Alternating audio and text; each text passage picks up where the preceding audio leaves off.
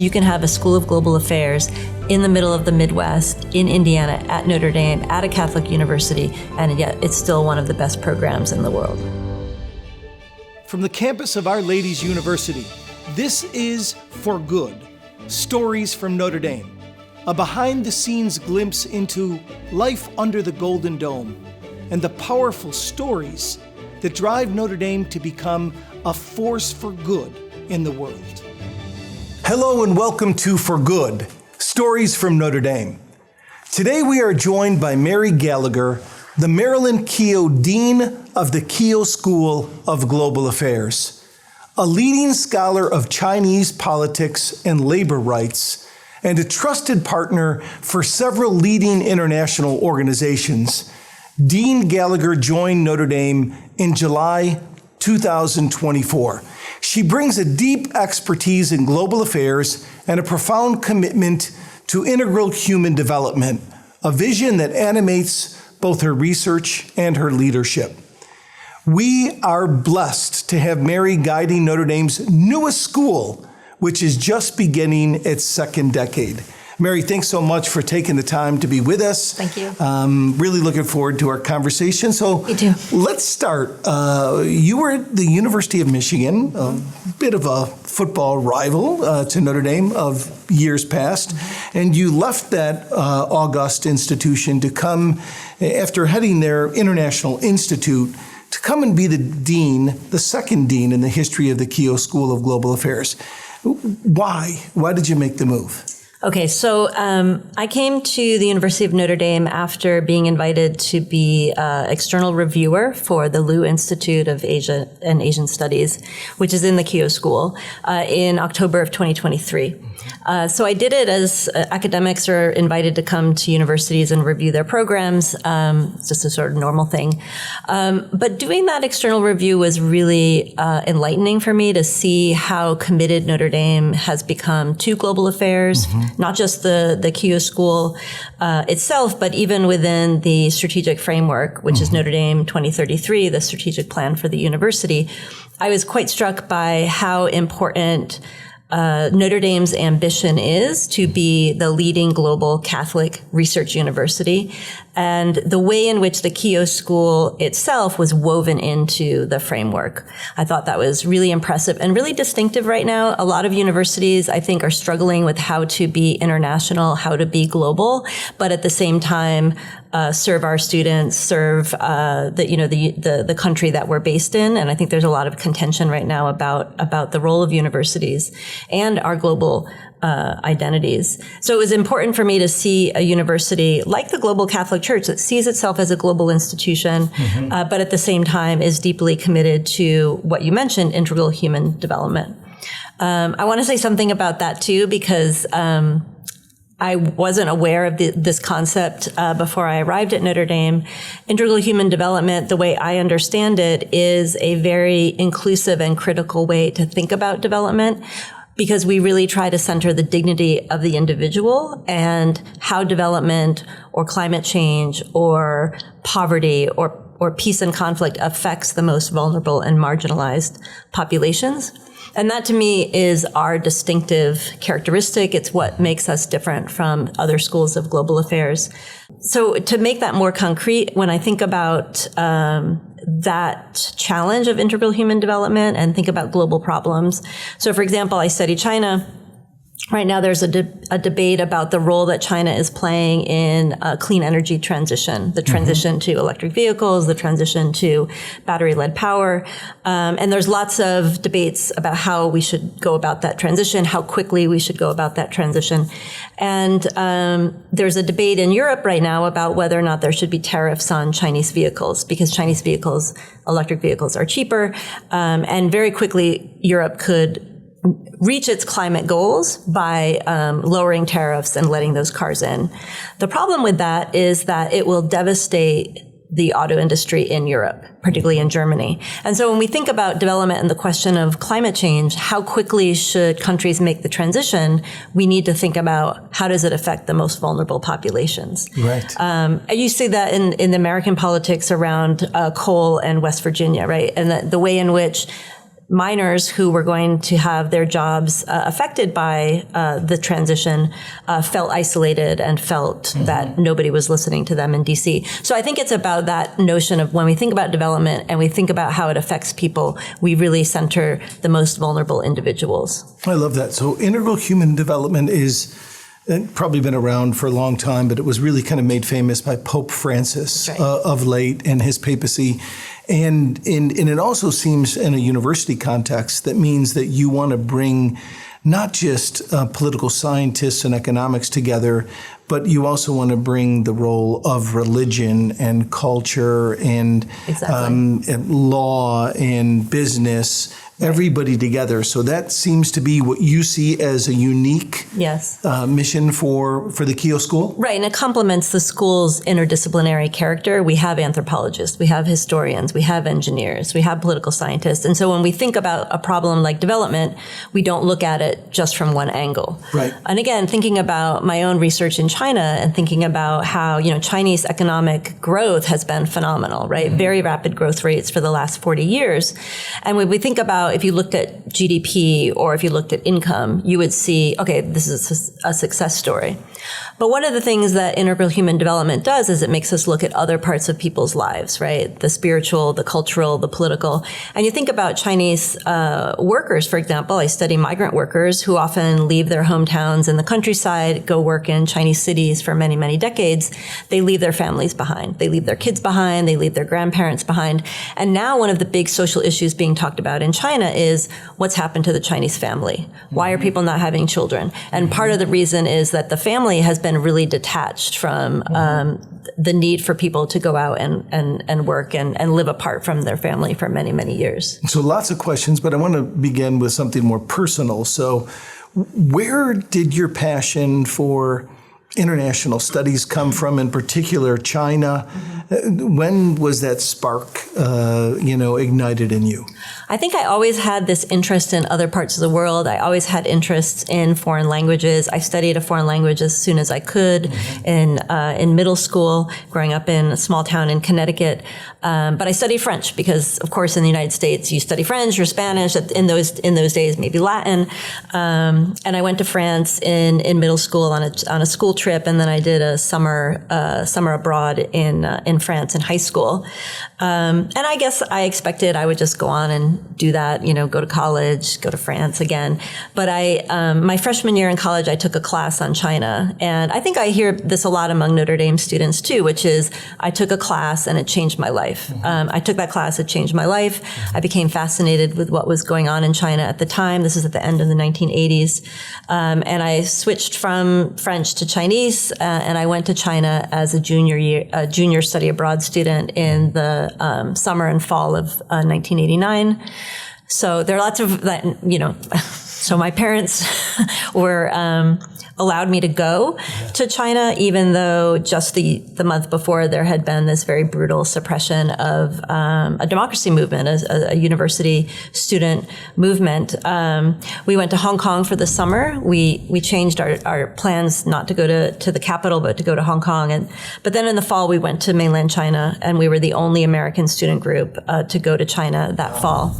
So that also was a really transformational experience for me. And I think back to Father Bob's inaugural address last fall when he became Notre Dame's next president. And he talked about his experience in Kenya. And I had a lot of resonance with me in the sense of thinking about doing something that was difficult, that wasn't very fun, that didn't involve going to a lot of pubs or bars, but that was just transformational in terms of where my career went. So I can't help but asking you, there's been a lot of commentary in the public domain about, we should fear the rise of China, and that China is out to overtake the United States, and there's a lot of things that are being done in that quest for growth that is not ethical. Is this, you're an expert on China, how would you level set those concerns? It's undeniable that there's a reason for the United States to be concerned about the rise of China. I think there's been a certain amount of complacency and not just within the United States, but also within Europe on how much China could achieve within a relatively brief period of time. China's rise to the second largest economy in the world is the fastest compared to any other country in history, and it also has a very large population. Right. And it's led by a communist party, so it's obviously not democratic. For all those reasons, the United States needs to be on guard and also I think needs to be prepared. At the same time, I think it's really important to emphasize that there are ways in which the United States and China can live together in this world. Mm-hmm. I think Chinese people and American people want the same things for their families. Mm-hmm. But we are at a critical moment in time where the United States is presented with a rising power different from the Soviet Union, because in the Cold War, the Soviet Union and the United States were competing, but they weren't completely integrated and mutually dependent on each other. Right. Now we face an issue where China is a rising power. It clearly is in opposition to the United States on a lot of issues, but at the same time, our economies are still quite dependent on each other. One of the things that fascinated me in visiting Chinese universities a few years back was that in Tsinghua and Beida, there's whole families that live on the college campuses, including grandparents that are, while students are parents, adults going back for their PhDs or whatever, the grandparents are living there, they're taking care of the kids. The commitment to the whole family was something that really struck me and something I think we could learn a lot from. Yeah, and certainly if your child gets into Tsinghua or Beida, you're definitely going to put all you can into helping that child be successful. And that is one of the very important parts of Chinese culture, which is the commitment to education and how much grandparents and parents put into their children so that they're successful. On the flip side, one of the reasons why the Chinese birth rate is going down so quickly and the Chinese population is shrinking is because it's become so expensive to raise children and to educate them so they're successful. So China, in a sense, is also dealing with some of the problems of its own success, that it's been very difficult to continue that focus on education. Fascinating. So you have 1 year under your belt as Dean of the Keough School for Global Affairs, following on the heels of Scott Appleby as the inaugural Dean. So 1 year looking back, anything that surprised you over the course of this past year? And what might be some of the takeaways from year one? Well, I think it's important when we think about the Keough School is the first school in 100 years founded at Notre Dame. It's important to recognize the way in which it was constructed. So it was constructed initially out of 4 existing institutes that long predated the school. So in a sense, the Keough School has very strong foundations.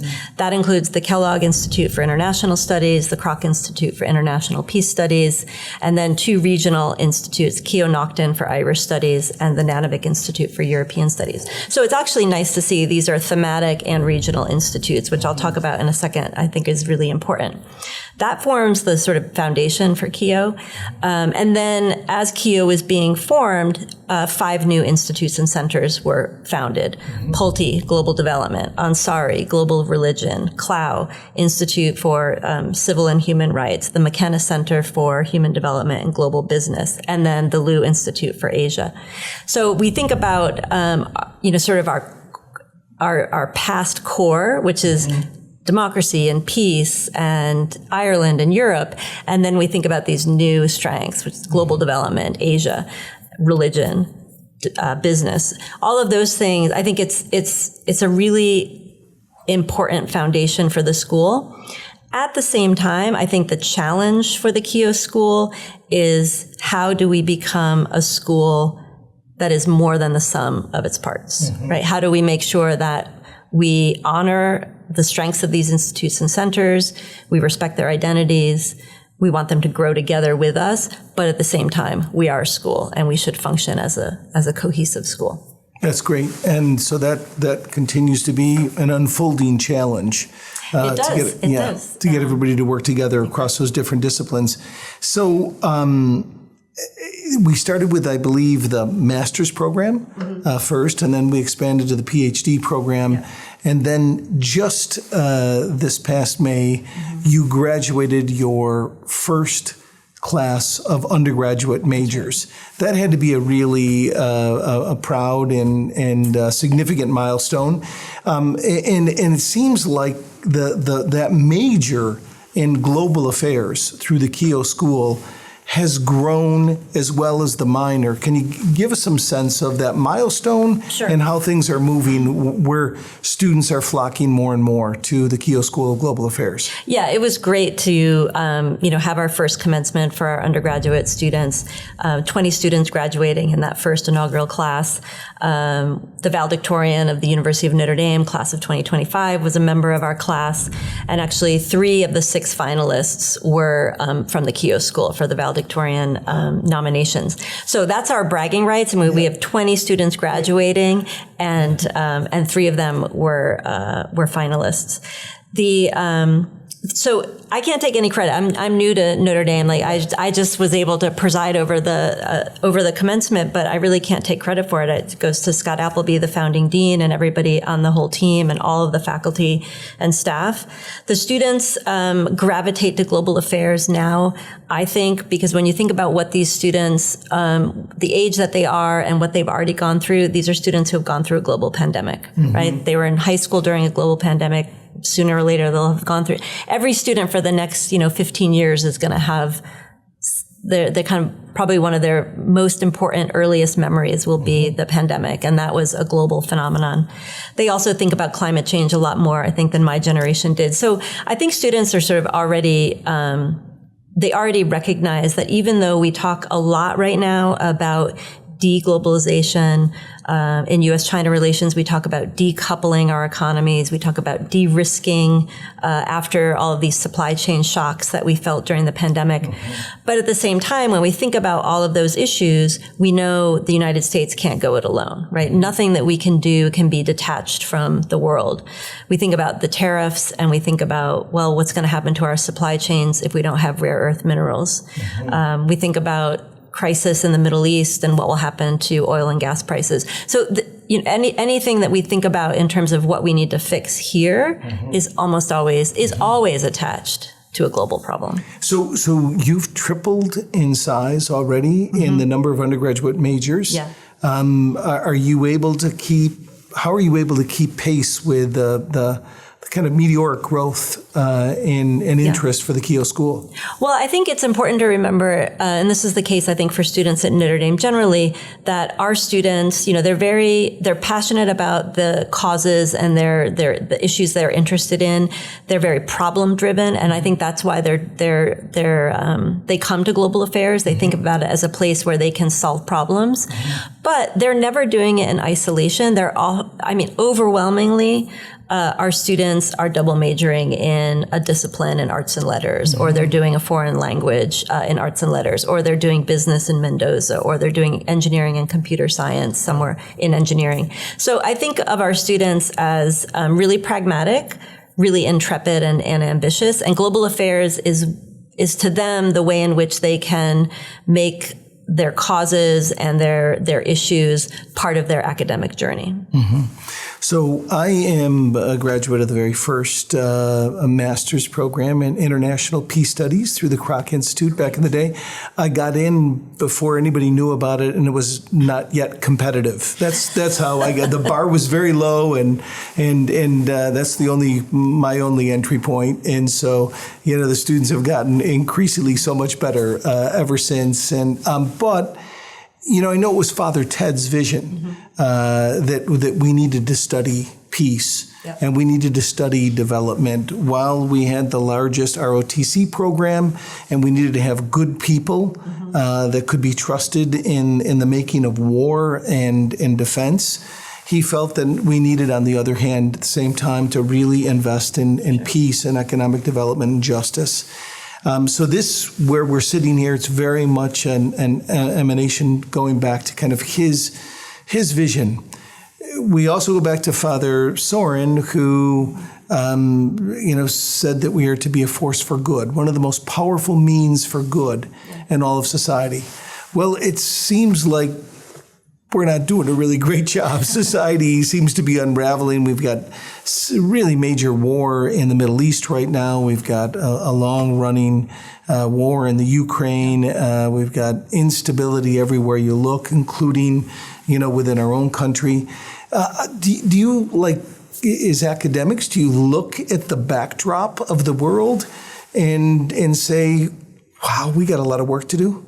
Absolutely. And I think we see it in the students, not just the undergrads who are increasingly gravitating to global affairs. So it's interesting to note that a lot of what you read in the media is about the rise of populism, xenophobia, isolationism. But at the same time, we're seeing people turn towards, I need to understand the world. I need to understand how these crises, wherever they are in the world, affect my life directly. And I think that's a really important thing to think about for the Keough School. We're at the University of Notre Dame. We're in Northwest Indiana. We're in the Midwest. Mm-hmm. But all of the ways in which globalization and turning away from globalization affects us. Mm-hmm. I was driving last weekend to Lake Michigan, and I went through New Carlisle, where these huge new factories building batteries, AI and data science data centers coming in. So and then all the agricultural fields all over around us. Right. Often exporting to places like China and affected by the tariffs. So I think all of these problems just can't be divorced from knowing something about the world. And with our MGA program, which you mentioned and which you graduated from, this past year we were quite worried. We thought admissions might be way down. Students from other parts of the world may not want to come. Our applications were way up. We had 800 applications. We were shooting for how many spots? For 40, we were shooting for 45 slots in the first year class.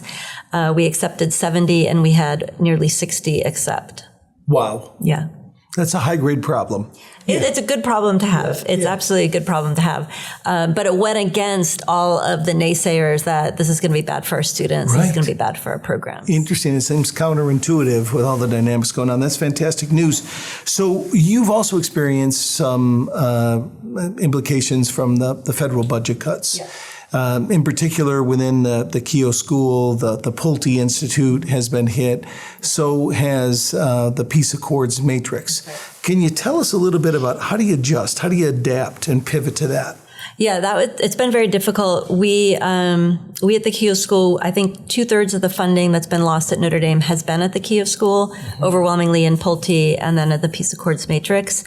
There's a lot of, it's difficult to adjust because I think partly what we're going through right now is a transitional period where the United States government is trying to rework foreign assistance and reorganize the way it does it. I don't believe for a second that in 2 or 3 years from now, the U.S. will say, we don't do foreign aid anymore. We don't do foreign assistance. If we're competing with China, there's no way we can do that. Yeah. We will completely abdicate our role and our soft power around the world if we do that. So I think it's much more about what happens after. And so we're in this kind of holding period, this waiting period, and it's really important for us that we keep those programs going and also get prepared for what is foreign aid and assistance going to look like next.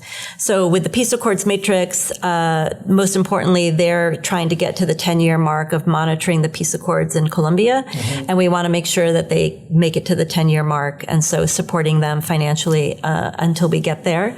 And then for Pulte, just if you would say a word to everybody what the Peace Accord matrix is, because this has been over 2 decades in the making, and it's really quite a fascinating way that research can become relevant for real world practitioners. Yeah, so the Peace Accords Matrix is both a research hub, which is based at the Kroc Institute and the Keough School, and it has the largest database of peace accords in the world, and that allows our researchers and other people to mine this database to do research on success and failures in peace accord implementation.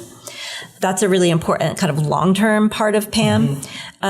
Also, PAM is a highly respected independent monitor of peace accords and the implementation of peace accords. It's doing that right now in Colombia, and it's doing that in Mindanao in the Philippines. And those 2 projects are ways in which the peace accord directly affects the conditions on the ground by reporting back what's going well, what's failing in the monitoring of these peace accords. We want to have PAM to be sustainable as a research unit, and we also want PAM. And it's the State Department talks to PAM about, can you help us with other areas around the world, maybe eventually in places like Ukraine. So we want to make sure that PAM stays successful and stays viable, even as we go through a period right now where the State Department's reorganization just means it's not giving out any grants. So if I'm a new part of the world that is experiencing war, conflict, I can go into the Peace Accords matrix, look at other accords, what worked, what didn't work, and how we're going to not only adapt the right kind of peace accord, but how are we going to properly monitor it and check it? Yeah, it's a fantastic service to the world, and so tell us a little bit. I think it's how uncommon is this, the McKenna Center, that is bringing in how can business be a force for good and global peacemaking. It seems like in a lot of schools, they tend to be, a little bit more kind of leftist in their leaning and a little bit more anti-business. But here the Keough School is trying to integrate the McKenna Center and looking at business as a powerful force for good as well. Is that unique, and how do you do that? I don't know if it's unique. I do think it's an important part of the school that we really want to amplify right now, particularly as governments, not just the United States, but also in Europe, are really stepping away from big commitments in foreign assistance and sort of revisiting what's successful and how can there be more public-private partnerships in foreign aid and assistance. And I think they're looking very clearly, the United States is looking very clearly at China's Belt and Road Initiative, which has funded a lot of massive infrastructure projects all around the world, high-speed rail in Southeast Asia, mining in Africa, roads throughout lots of South Asia, and how that has actually been done in a way, not always successfully, but has been done in a way that has strengthened the Chinese government, but also strengthened Chinese companies. And again, it's another reason why I don't think the United States is going to step back from these things, but rather it's going to try to learn what can we do better. The McKenna Center for Human Development and Global Business is really interesting because not only does it have these global projects, it also has projects right in downtown South Bend. So we do this entrepreneurship program where we help train entrepreneurs who might come from backgrounds where they haven't had a lot of training, they don't have a lot of financial education, and build up their skills and their literacies in those areas so they can go out and be successful. Our students benefit from that because it's one of the ways in which our students have direct kind of real life experiences doing consulting and advising of these local entrepreneurs. So here's the big question. Yeah. What's your vision?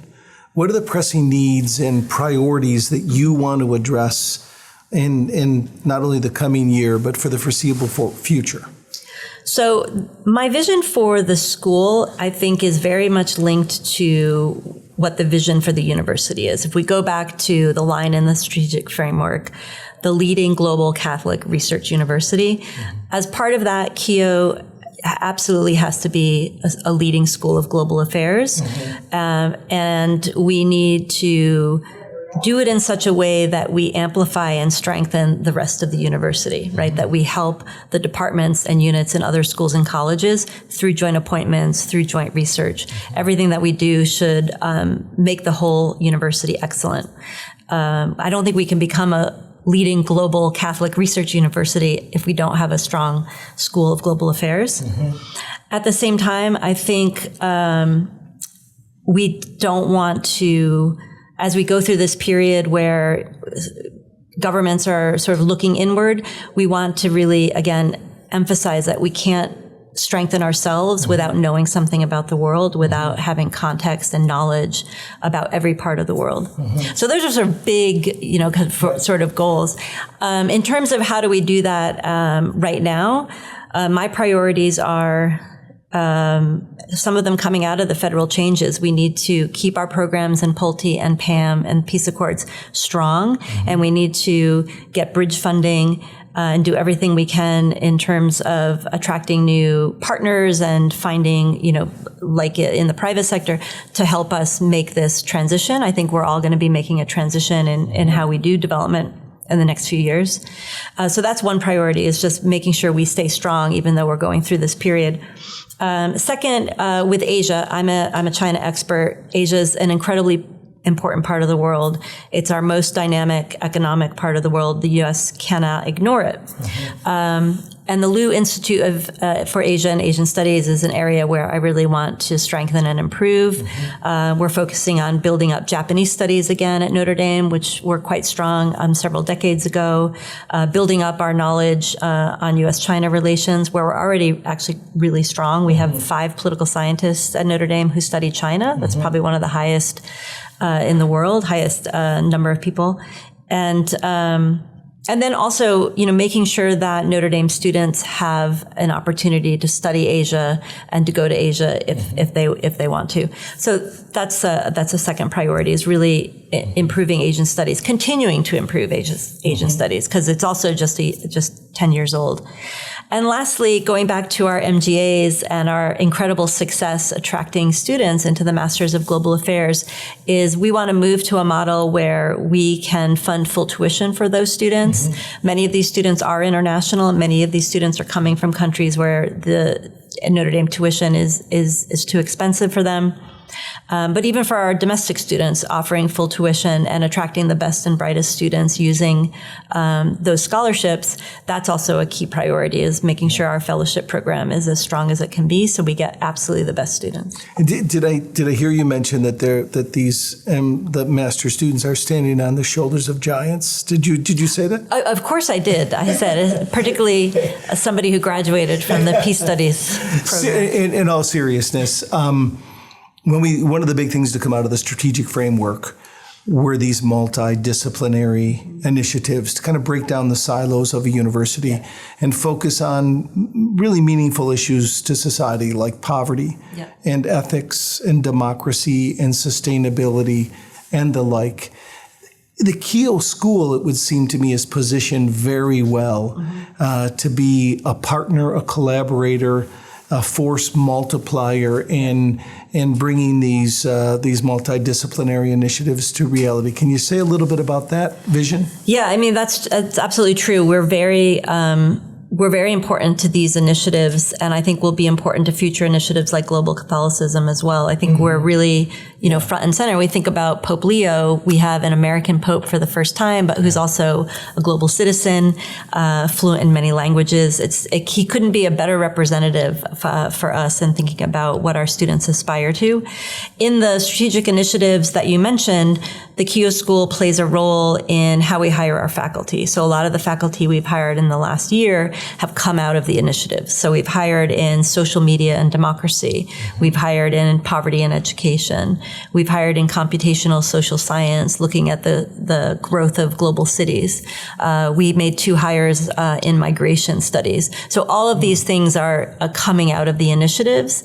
And often they're joint with other schools and colleges. We're doing joint appointments. And like I said, so we can make sure that anything that we do that strengthens the school is not a zero sum, right? It's really going to strengthen the whole university. So you have a significant impact on the world through the Keough School by the research you do, the partnerships you have with folks working in the field, and preparing practitioners to be better, and policy that will be stronger.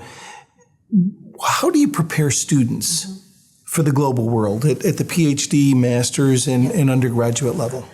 Well, I think Notre Dame students in general, I think, don't need to be encouraged to be international. The study abroad here is among the highest in the country. So that, to me, the global affairs students, we require that they have an international experience. I just talked about the South Bend entrepreneurship program. Right. It's another way, even if they're just on campus. They can have these really important real life experiences. I also want to mention a couple of other things that I think are really emblematic of the school. So the Masters of Global Affairs sort of signature research project for the students is called the Integration Lab, or the iLab. The Integration Lab brings students, it's over several semesters, but they spend their summer between their first and second year in the field, working on a real project given to us by one of our partners. So it could be an NGO, it could be a government, it could be Catholic Relief Services. And the students as a group work on that project all summer, often in a couple of different places. I talked to somebody yesterday who's going off to Fiji for a project there. We have students in Nepal and the Philippines. We have students in Peru, and we also have students in the United States and the UK on a comparative project. So students get really hands-on experience. It's very student-driven. A lot of it is based on their own initiative and on their own agency. But I think it's really important to them that this is not a made-up problem, right? This is a problem that somebody has given them to solve. Right. I've always had this long hope that, somebody will be elected president who, happens to be a friend or an associate in some way, and I'll get to be the ambassador to Fiji. That would be not a bad I did think that the project in Fiji sounded quite good. I couldn't. All right. One final, maybe most difficult question is, so 10 years from now, second decade is over. What does the Keough School look like? What are we doing 10 years from now, and how are we positioned in a way where you feel like, wow, we've had not just meteoric rise in the first 10 years, but the second decade has catapulted us to whole new levels? Well, I think it goes with these other ambitions that we've been talking about that the university has as a whole. And when I think about in 10 years, can we make our distinctive approach to development through talking about things like integral human development, talking about serving the most marginalized and vulnerable communities, talking about that in a way that makes people understand, yes, you can have a School of Global Affairs in the middle of the Midwest, in Indiana, at Notre Dame, at a Catholic university, and yet it's still one of the best programs in the world. Yeah, fantastic. Love the vision. Mary, we're really lucky to have you here at Notre Dame. Thank you for making the decision a year ago to join us. There's been nothing but rave reviews about you from every corner as an academic, as a leader and dean of the school, but just a really quality and very special person. So we're very lucky to have you here. Thank you. We always close these conversations by inviting folks from wherever they are to join us in a prayer to Our Lady. And so please do, as we come together to say, Hail Mary, full of grace, the Lord is with thee. Blessed art thou among women, and blessed is the fruit of thy womb, Jesus. Holy Mary, Mother of God, pray for us sinners, now and at the hour of our death. Amen. Take care, God bless, and go Irish.